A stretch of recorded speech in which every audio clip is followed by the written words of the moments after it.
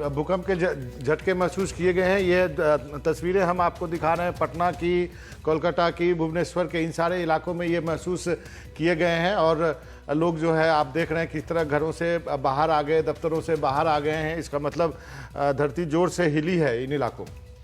जी, और जो लोग हैं वो सभी दहशत में आ गए हैं, क्योंकि नेपाल का जो भूकंप है वो बहुत पुराना अभी नहीं हुआ। लोगों को नेपाल के भूकंप की यादें अब भी ताज़ा हैं। साल भर से बस थोड़ा ज़्यादा ही हुआ है जब नेपाल में एक भयानक भूकंप आया था, जिसकी वजह से वहाँ पर हज़ारों लोगों की जान गई थी और भारत में भी बहुत दूर तक उसका असर देखा गया था। इधर दिल्ली में कल एक बहुत छोटा सा भूकंप हरियाणा में आया, सोहना के आसपास 3.8 की तीव्रता का।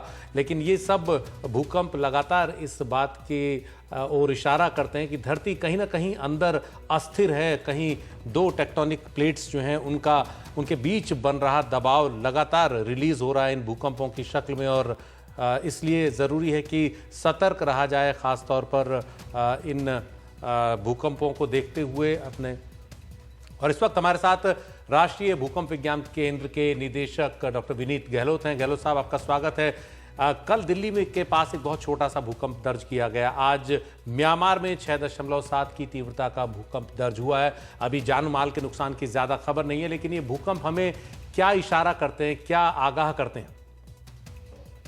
ये बात सही है कि अभी थोड़ी देर पहले एक भूकंप आया है 4:05 पे 6.7 मैग्नीट्यूड का। म्यांमार में ये भूकंप है, इसका केंद्र बिंदु म्यांमार में है। इनमें एक अच्छी बात यह है, भूकंप जितने भी जो म्यांमार में आते हैं कि उनकी जनरली जो डेप्थ है वो ज्यादा होती है। इस भूकंप की डेप्थ जैसे 60 किलोमीटर के आसपास है, तो मुझे उम्मीद है कि इसमें जानमाल का खतरा थोड़ा कम ही रहेगा। लेकिन ये जो भूकंप है, ये जैसे म्यांमार में जो भूकंप आते हैं वो हम लोग कहते हैं कि एक इंडिया प्लेट और सुंडा प्लेट उनके आपस में टकराव की वजह से, उनमें आपस में कन्वर्जेंस की वजह से ये भूकंप आते हैं। उसी तरह से जैसे हिमालय में इंडिया और यूरेशिया प्लेट की कन्वर्जेंस की वजह से आते हैं। तो इस इलाके में ये इंडिया और सुंडा प्लेट का इंटरेक्शन है, जिसकी वजह से यहाँ पे भूकंप आते हैं।